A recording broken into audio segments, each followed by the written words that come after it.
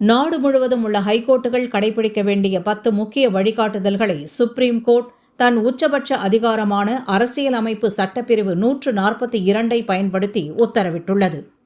தலைமை நீதிபதி சூரியகாந்த், நீதிபதிகள் ஜாய்மாலியா பக்சி, விபின் எம் பஞ்சோலி அமர்வு அளித்த உத்தரவின் விவரம். வழக்கில் வாதங்கள் முடிந்து தீர்ப்பு ஒத்திவைக்கப்பட்டால் 3 மாதங்களுக்குள் தீர்ப்பை கட்டாயம் வழங்க வேண்டும். தனிமனித சுதந்திரம் தொடர்பான வழக்குகளில் இன்னும் விரைவாக தீர்ப்பளிக்க வேண்டும்.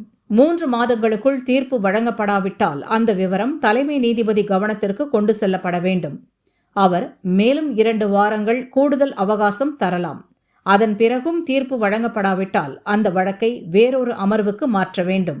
தீர்ப்பின் முக்கிய பகுதி வாசிக்கப்பட்டு 15 நாட்கள் ஆகியும் முழு தீர்ப்பு வராவிட்டால் முறையீடு செய்யலாம்.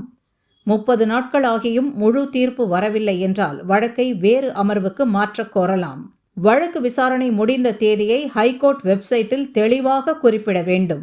ஜாமீன் மனுக்கள் மீதான தீர்ப்புகளை அன்றைய தினமோ அல்லது அதிகபட்சம் அடுத்த நாளோ வழங்க வேண்டும். ஜாமீன் அல்லது தண்டனை நிறுத்தி வைக்கும் உத்தரவு பிறப்பிக்கப்பட்ட உடனே அந்த தகவலை சிறை அதிகாரிகளுக்கு உடனே தெரிவிக்க வேண்டும். ஜாமீன் கிடைத்த கைதிகளை அதே நாளிலோ அல்லது அடுத்த நாளிலோ சிறையில் இருந்து விடுவிக்க வேண்டும்.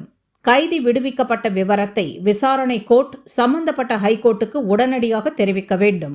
தீர்ப்பின் முக்கிய பகுதிகளை மட்டும் கோர்ட்டில் வாசித்தால் போதும். முழுமையான காரணங்களுடன் கூடிய தீர்ப்பு நகல் 7 நாட்களுக்குள் வெப்சைட்டில் பதிவேற்ற வேண்டும்.